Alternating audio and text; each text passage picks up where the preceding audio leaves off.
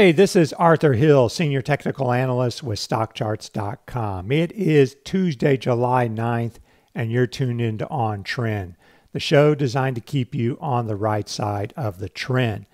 So today on the right side of the trend, an uptrend, we got staples, REITs, utilities, technology, and consumer discretionary, 5 sectors leading. Oil and energy are not, and they look vulnerable.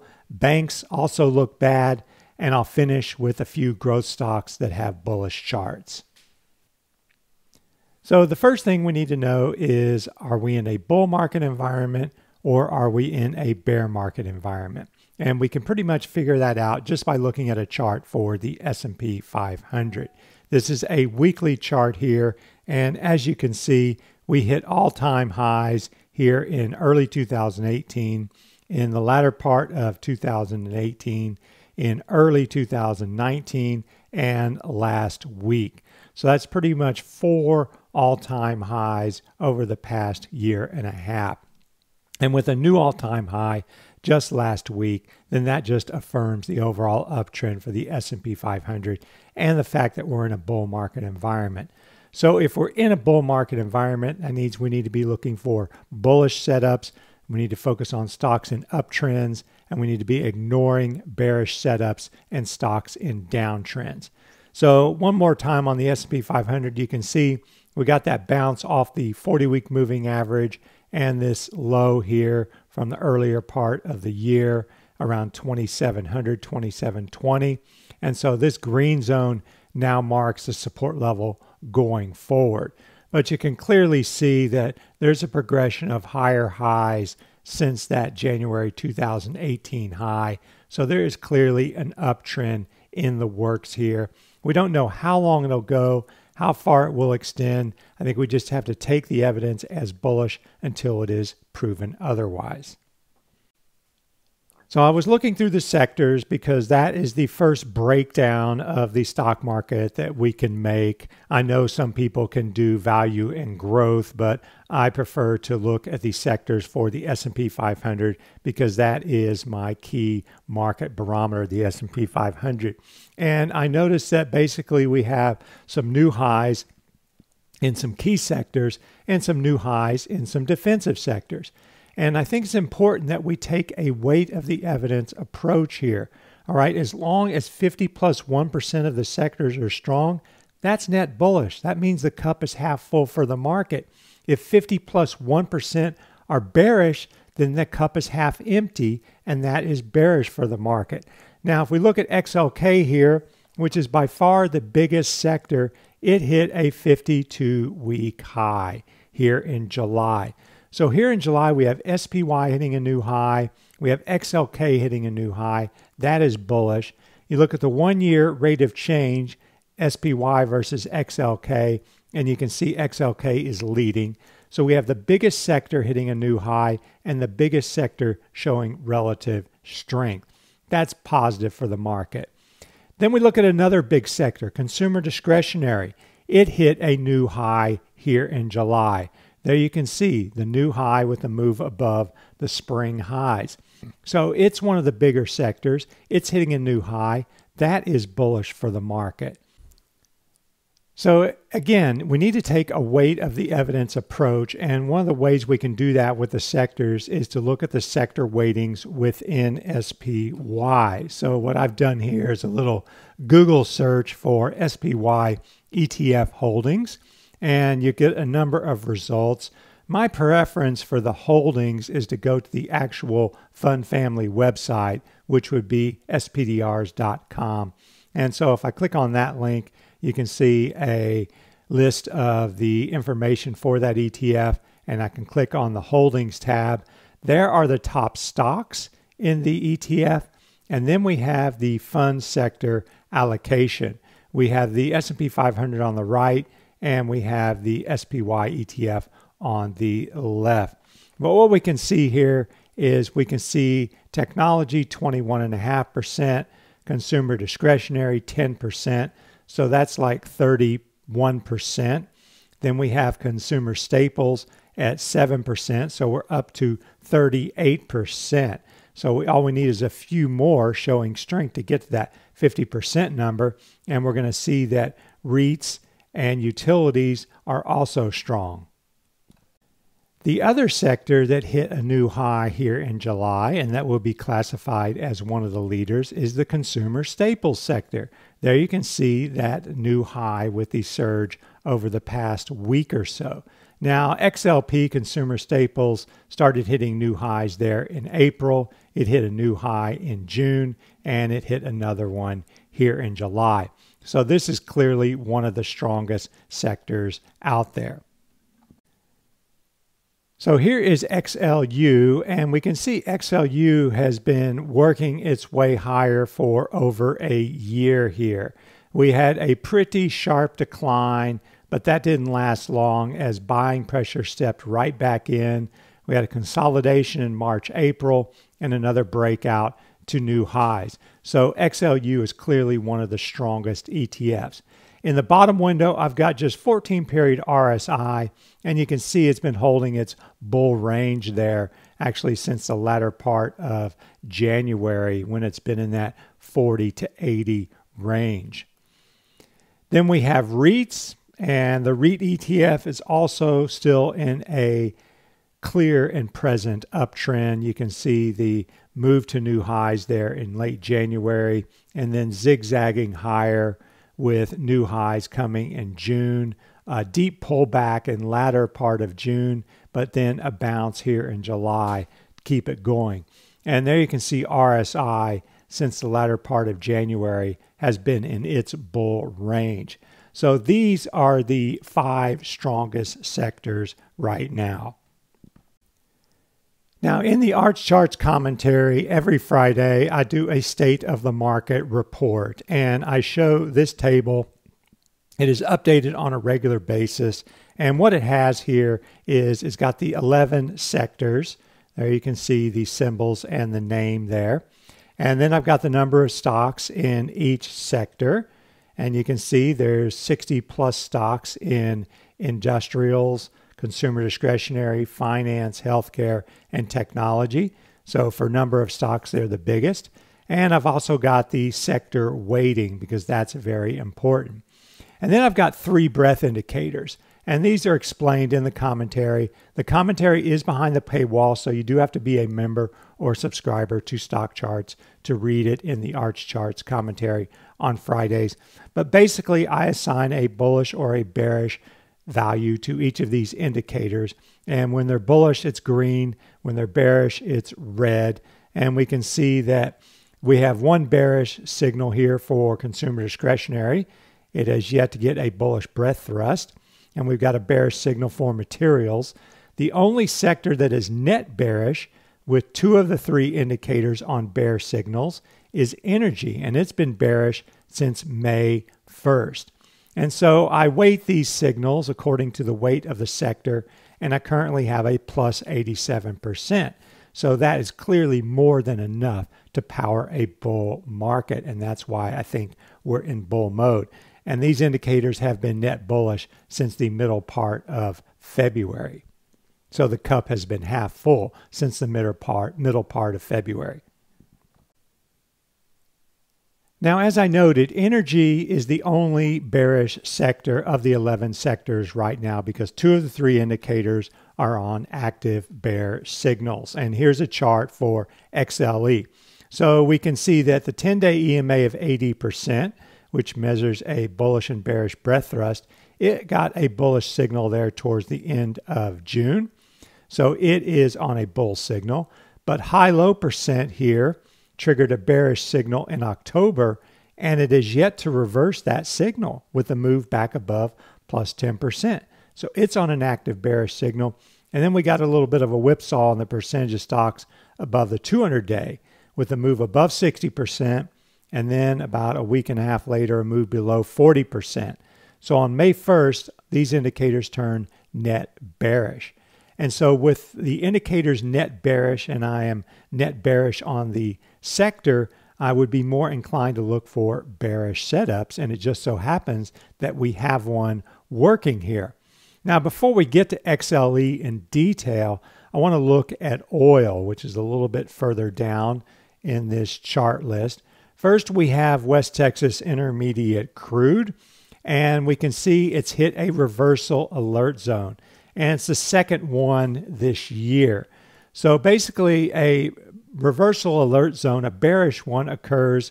First, you get a very sharp decline that looks like an impulse move lower. In other words, it's part of the bigger downtrend. And then we get a counter trend bounce.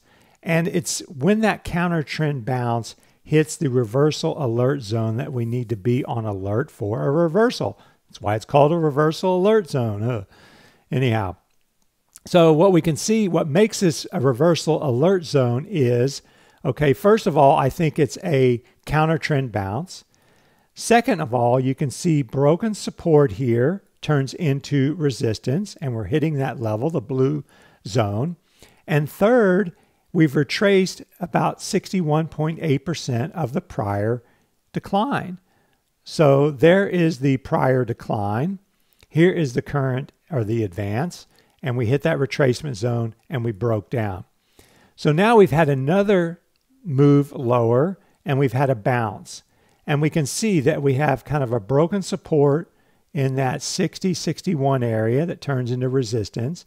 And we've got that 61.8% retracement coming into play. And we're hitting some resistance with selling pressure last week. So I would be on guard for a move lower in crude oil. And just for a little confirmation, we've got the PPO 1226.0. And you can see it's in negative territory. And that means the 12-week EMA is below the 26-week EMA. So the bottom line is oil looks like it's at a reversal zone and could be moving lower. Now, if we look at Brent crude, we can see a similar picture unfolding. There's the bigger reversal that we had earlier this year with the breakdown. And this bounce is looking like a bear flag or wedge. And if we break down there, that will signal a continuation lower. And then, of course, we have USO, which is the U.S. Oil Fund ETF. And there's the big move down in April, May, and then the bounce with the stock market, funny enough, in June. But then we got the breakdown last week. And I think that's a bearish move, and we could be heading lower for oil. So basically we have the breadth indicators bearish for energy. We have oil looking bearish. And so if we look at XLE, we can see that it's at a bearish reversal alert zone as well. So same thing as oil pretty much. First you have the sharp decline, and then you have the bounce that looks like a counter trend bounce. And you can see resistance from the May highs coming into play, the red zone. And you're also near a 61.8% retracement. You've retraced 1/2 to 2/3. And so if we break down here around 62, that's going to signal a continuation lower and be bearish for XLE. So the finance sector got a big bounce in June and another surge over the past week or so.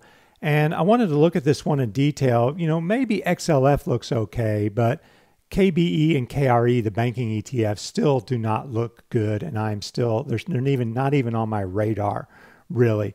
And so the first thing I do is I go to XLF and I look at the top holdings. And again, we're on the State Street SPDR website. And there you can see the top stocks in XLF. And the top stock is Berkshire Hathaway, which is not even a bank, at 12.76%. Then we got some banks here. And we got American Express, which is a credit card electronic payment stock.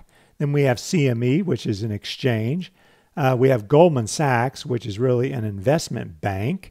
And then we have Chubb, which is insurance. So there are a few banks in here, but XLF has a lot of non-banks in the ETF. So that, I think, we got the non-banks that are really powering this one higher, in particular insurance. So let's look at XLF and then break down the sector by some industry groups. So here is XLF, and we can see that it has been working its way higher this year with a zigzag. First, you got the big surge in late December and early mid-January, and then we started zigzagging higher. So we had a little wedge pullback, and we got a breakout, a little bit of a flag, and a breakout. So yeah, short term, it's looking bullish, but we're not yet at a new high, so it's not one of the sectors hitting a new high. So in that regards, it's not really leading. It hasn't quite cleared that spring high. RSI, yeah, I'd say the cup is half full for RSI. So this one looks okay, but the first 5 sectors I showed you are stronger. All right, they would be picked before XLF would. So XLF is at best 6th, or just in the bottom half of the 11 sectors as far as performance. So here's the bank ETF KBE, and what we can see here is that even though XLF is getting just above this spring high, KBE is nowhere close to that spring high, so it's got a lower high working. It also has a lower high working from that August-September high, and it did get a lower high in February. It failed at that February high in late April, early May. And now we've got a bounce. And you can see that bounce is near that 61.8% retracement line there, and maybe resistance here from May.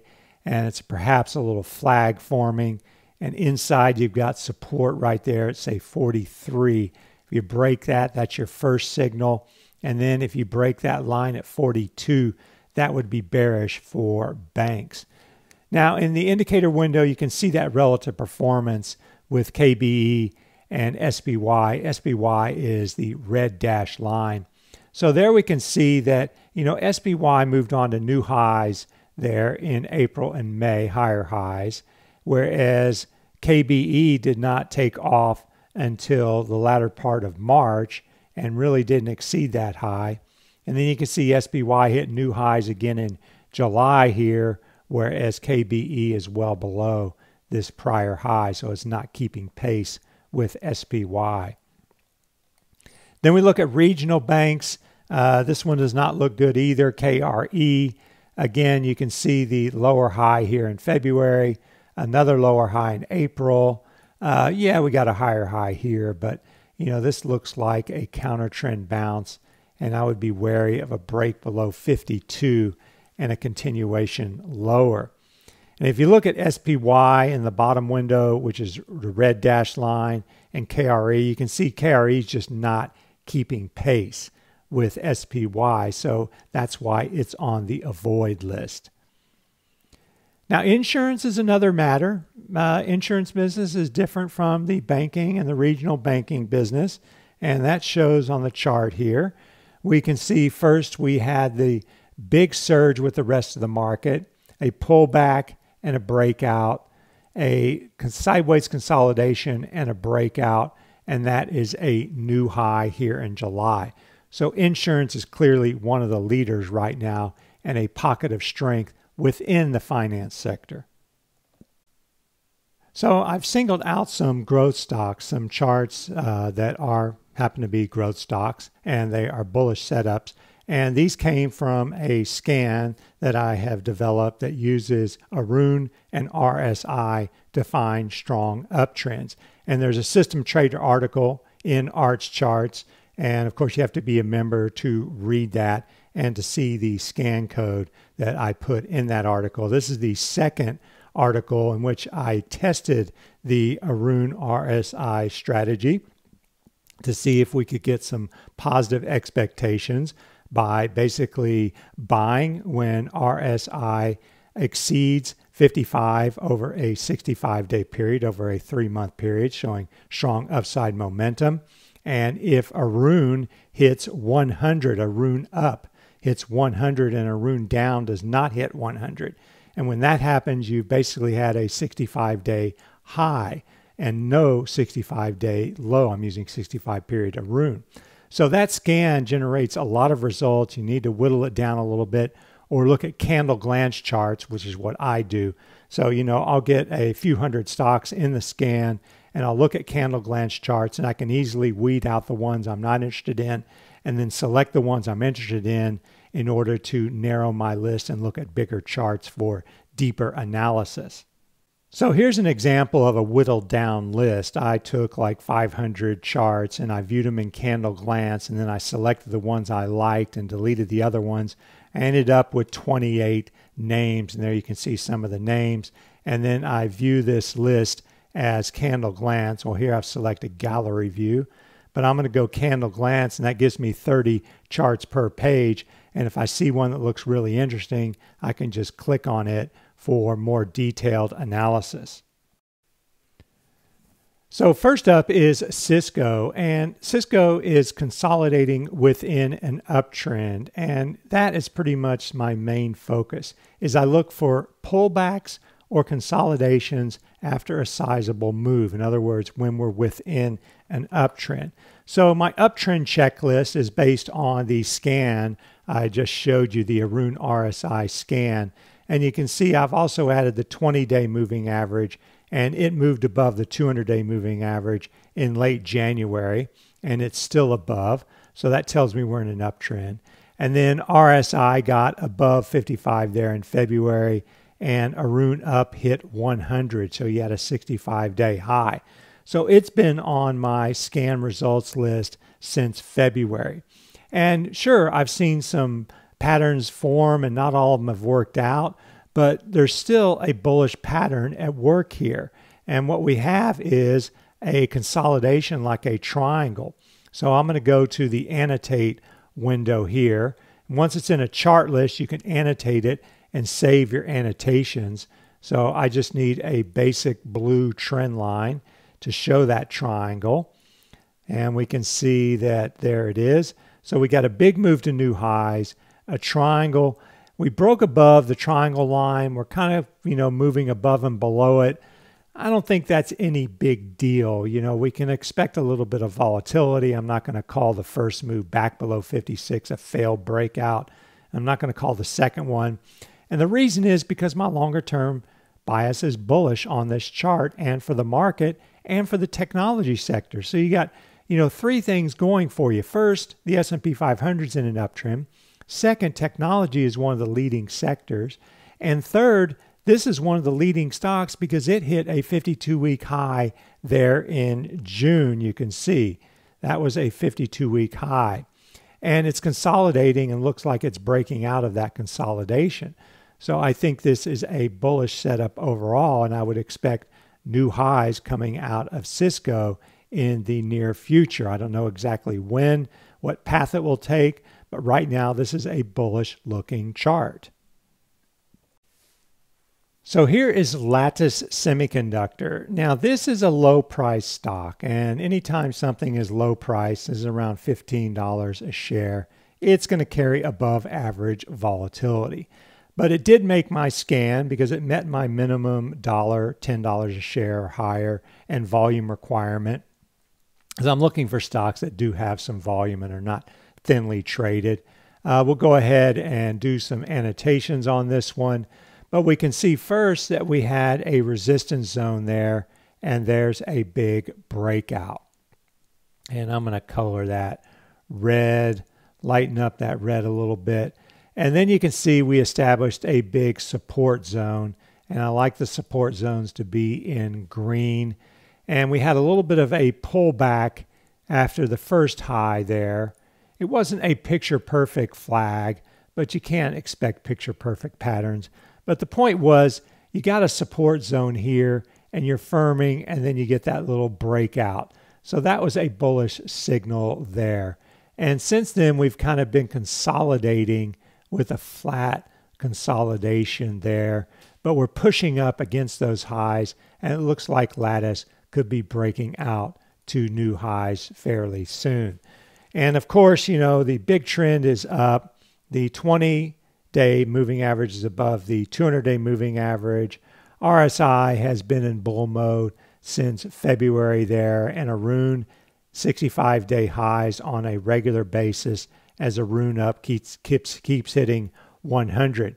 And there's a rune down. It did not hit 100 there in May. Here is Match Group. This is, of course, the dating website. They have dating apps and websites and stuff in some 30 countries. And you can see here that it is consolidating within an uptrend. If I go to the annotate button here, there we can see a resistance zone, and we got the breakout there. Right around that resistance, there was a battle. There was a consolidation working, but it was some sort of a triangle, and then we got the triangle breakout. And now we've got another triangle, wedge, flag, whatever you want to call it. It's a consolidation. That's the main thing. And the other important thing is that you got a big move to new highs. You're consolidating, and now we're moving off that support, and looks like we're poised to break out and move higher. In the bottom window there, you can see a rune up hitting 100. And keep in mind, again, this is 65-day a rune up and down. So that means when you get a rune up hitting 100, you have a 65-day high.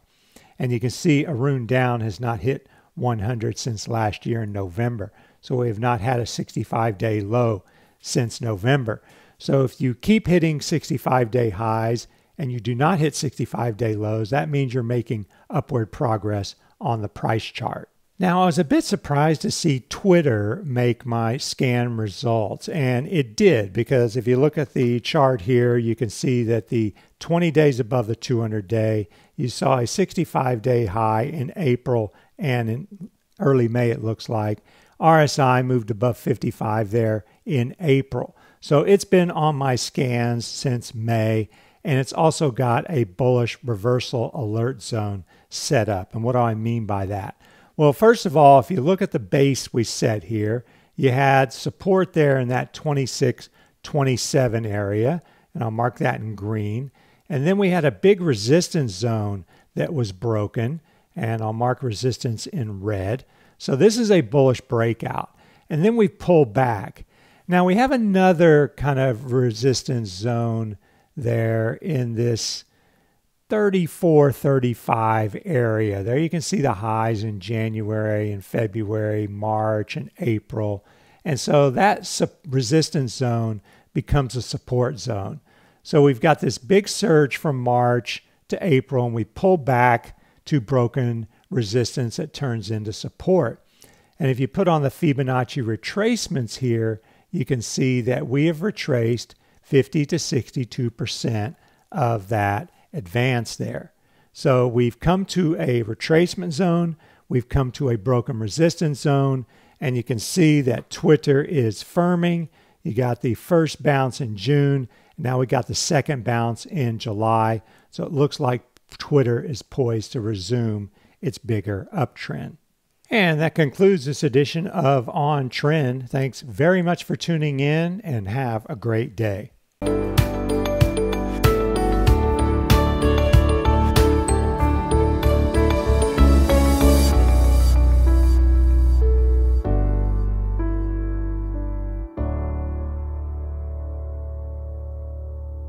Today's market volatility provides savvy traders and active investors with an abundance of profitable opportunities. At the Traders Expo Chicago, July 21st through 23rd, dozens of the most respected traders in the world, including Rick Santelli, John Najarian, Tom Sosnoff, Linda Raschke, and Ralph Acampora, will explain how they're adapting their strategies and share the specific trading opportunities they've identified in equities, commodities, forex, futures, and cryptocurrencies. Claim your free pass to join them at chicagotradersexpo.com.